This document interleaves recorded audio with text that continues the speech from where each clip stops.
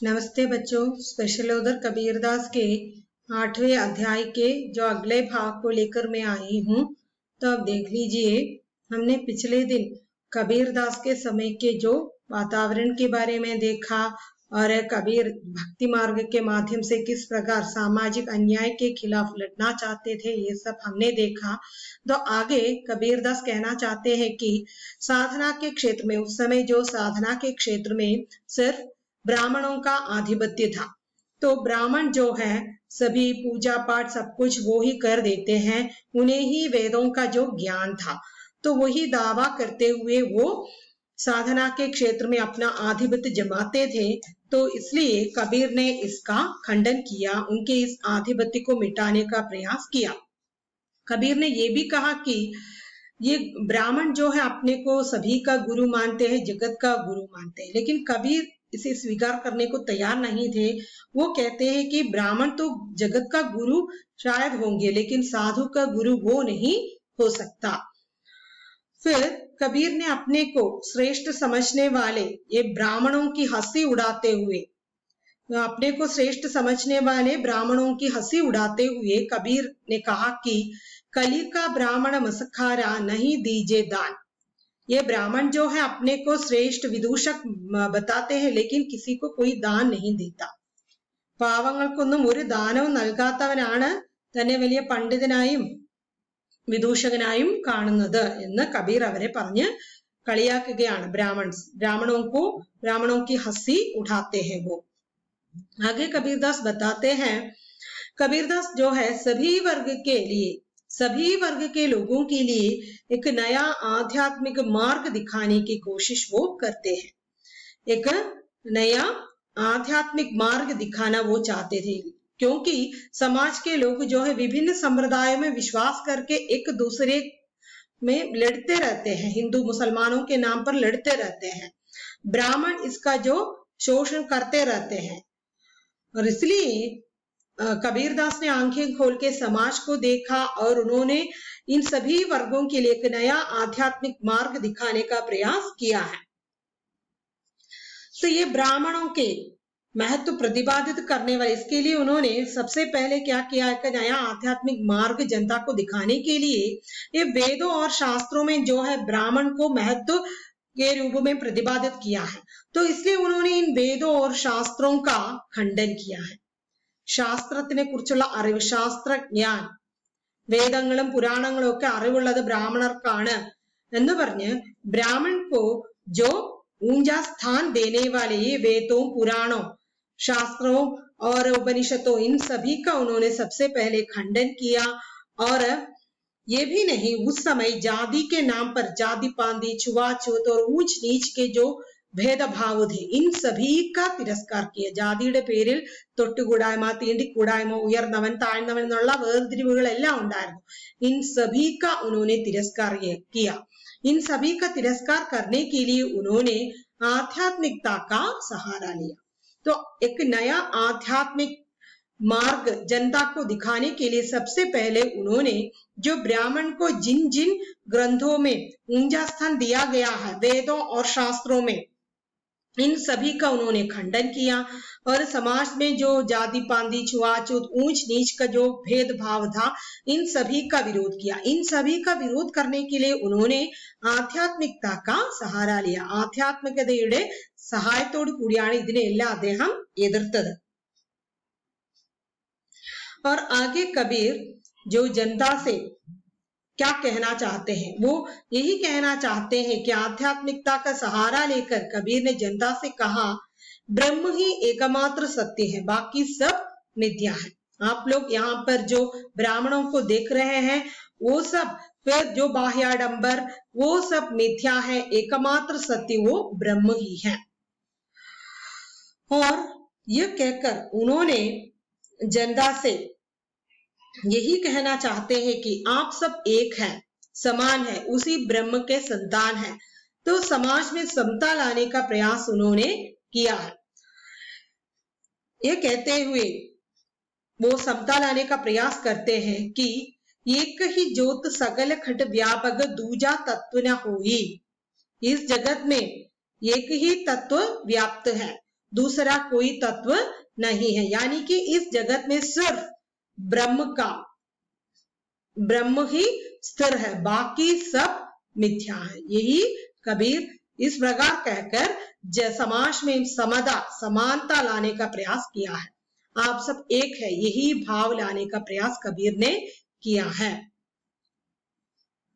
तो कबीर यह भी बताना चाहते हैं कि जो भेदभाव की भावना समाज में है, ये मानव की सृष्टि है। भेदभाव की सृष्टि मानव ने ही किया है। ये भेदभाव की भावना को हटाना आवश्यक है। तो इस चिंता से उन्होंने ऐसा कहा, नहीं को ऊंचा नहीं को नीचा, यहाँ कोई भी ऊंचा नहीं है, कोई भी नीचा भी नहीं है, सब समान है। ഇവിടെ ആരും ഉയർന്നവരുമില്ല താഴ്ന്നവരുമില്ല, എല്ലാവരും ഒരുപോലെയാണ്। फिर वो यही बताते हैं कि व्यक्ति जब भक्ति की भावना से रहित हो जाता है तब ही नीच हो जाता है। व्यक्ति താഴ്ന്ന ശ്രേണിയിലുള്ളവനാകുന്നത് ഭക്തിയിൽ നിന്ന് വ്യതിചലിക്കുമ്പോൾ മാത്രമാണ്, അല്ലാത്ത പക്ഷം എല്ലാവരും ഒരുപോലെയാണ് എന്ന് കബീർദാസ് പറയുകയാണ്, ജനങ്ങളോട് പറഞ്ഞു കൊടുക്കുകയാണ്। फिर आगे कबीर बताते हैं समाज में सुधार लाने के लिए क्या करना चाहिए। समाज में व्याप्त उस भेदभाव की भावना को हटाना चाहिए। समाज में जिस भेद भावना फैल रही है उस भावना को हटाने से समाज सुधर जाएगा। हिंदू मुसलमान जो है भेदभाव की भावना को मन में रखते हुए एक दूसरे के खून के प्यासी हो गए हैं। ये भेदभाव जो है अनावश्यक है, यही कबीरदास समाज को बताना चाहते हैं। आप हिंदू और मुसलमानों के नाम पर जो लड़ाई लड़ रहे हैं ये अनावश्यक है। इसे सिद्ध करते हुए कबीर कहते हैं, कहे कबीर चेतहु रे भौंद बोलन हरा तुरकन हिंदू। हे मानव जरा सोच लो, आत्मा जो ब्रह्म जो है हिंदू भी नहीं है मुसलमान भी नहीं है, वो एक पर ब्रह्म है, अलौकिक सत्य है। आप अपने आत्मा से पूछ लीजिए, अपनी आत्मा जो है हिंदू भी नहीं है मुसलमान भी नहीं है। यही कबीर उन लोगों से बताना चाहते हैं। हिंदू मुसलमान എന്നുള്ള പേരിലുള്ള भेदभावം നല്ലതല്ല എന്ന് കബീർ പറഞ്ഞു കൊടുക്കുകയാണ്। आगे वे बताते हैं उनके समाज में जो है धर्म के नाम पर शोषण होते रहते थे, धार्मिकता के नाम पर जोरों पर शोषण होता रहता था। पंडित मुल्ला और पुरोहित जो है धर्म के नाम पर जनता का शोषण करते आ रहे थे। तो उस समय जो है वेद पुराण और शास्त्र आदि का ज्ञान कुछ विशेष वर्गों तक सीमित था। जो समाज में जो उन्नत कुल जात है यानी कि ब्राह्मण लोग हैं, वे ही वेद पुराण और शास्त्र आदि का ज्ञान हासिल कर सकते हैं, बाकी सब लोग इससे वंचित है। खासकर स्त्रियां और शूद्रों जो है वेद ज्ञान से वंचित था। വേദങ്ങളൊന്നും സ്ത്രീകളും ശൂദ്രരും പഠിക്കുവാൻ പാടില്ല എന്നുള്ള ഒരു സമൂഹമായിരുന്നു അന്ന്। इन सारे के सारे भेदभावों को मिटाने का प्रयास कबीर ने किया है। ये क्या है, ये हमारे जो पंडित जो है वेदों का अच्छा ज्ञान हासिल न किए बिना अपने को ऊंचा मानते हैं और आचार अनुष्ठान सब कुछ करते हैं, पूजा पाठ करते हैं। तो कबीर ने क्या किया, शूद्रों को कुछ भी प्रकार के आचार अनुष्ठान करने का अधिकार नहीं मिलता था, इसलिए कबीर ने शास्त्रीय ज्ञान को नकार दिया। ഈ ശാസ്ത്രീയമായ അറിവിനെ കുറിച്ച് ശാസ്ത്രങ്ങളെ കുറിച്ചുള്ള അറിവൊക്കെ അദ്ദേഹം തിരസ്കരിച്ചു।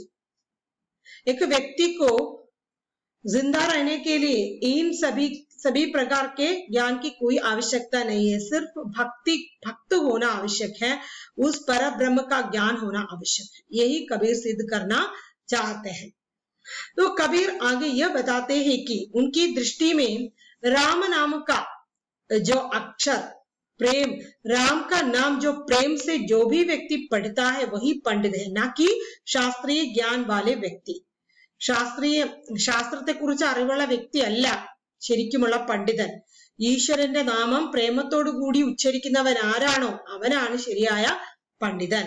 इसे व्यक्त करने के लिए उन्होंने एक दोहे भी लिखा है, पोधी पढ़ी पढ़ी जग मुआ पंडित भयानक कोई ढाई अक्षर प्रेम का पढ़े सो पंडित हो।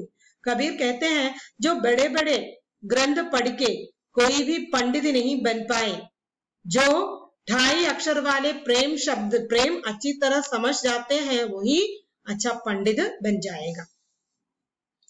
ആരാണോ ദൈവത്തിന്റെ പേര് പ്രേമത്തോടു കൂടി ഉച്ചരിക്കുന്നത് അവരാണ് ശരിയായ പണ്ഡിതൻ, അല്ലാതെ വലിയ വലിയ ഗ്രന്ഥങ്ങളും ശാസ്ത്രങ്ങളും വേദങ്ങളും പുരാണവും പഠിച്ചവരല്ല എന്ന് കബീർ സിദ്ധിക്കുവാൻ ശ്രമിക്കുകയാണ്.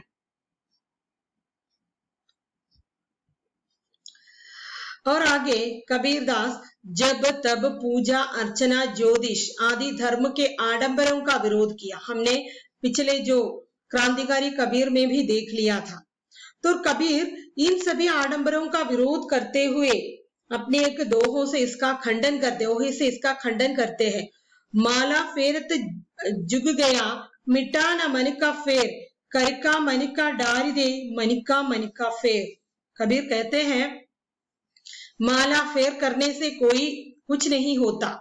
असल में अपने मन में शुद्ध विचारों को भरना चाहिए.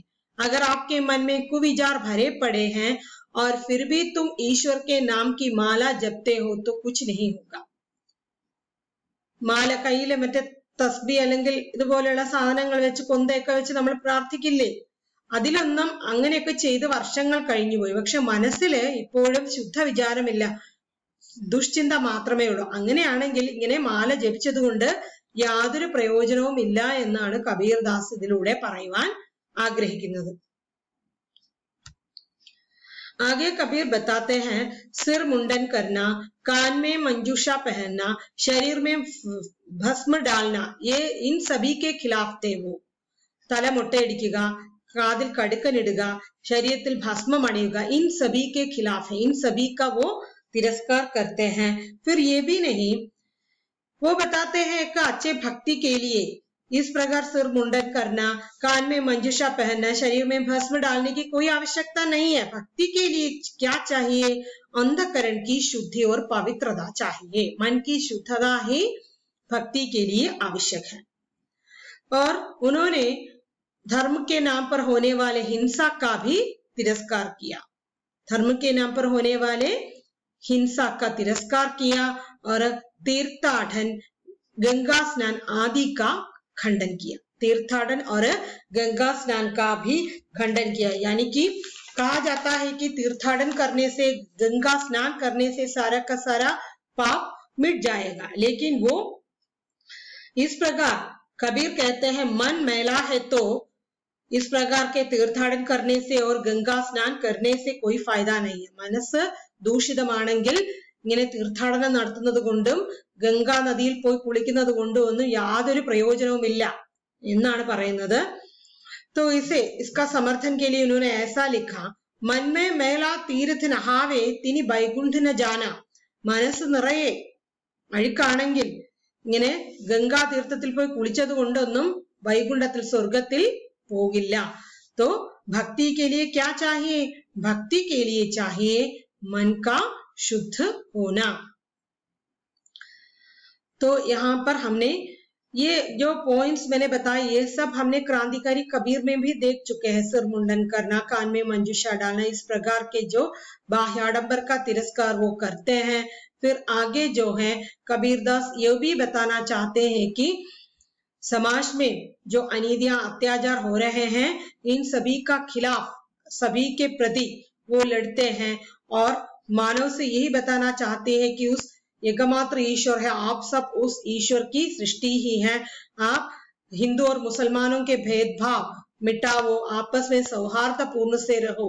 इस प्रकार के जो भाव कबीर के मन में था, कबीर समाज की कुरीतियां और अनीतियों को मिटाना चाहते थे. तो इतना कहकर मैं समाप्त करती हूँ. इसके जो बाकी भाग को लेकर मैं फिर आ जाऊंगी. तब तक के लिए विदा लेती हूँ. धन्यवाद.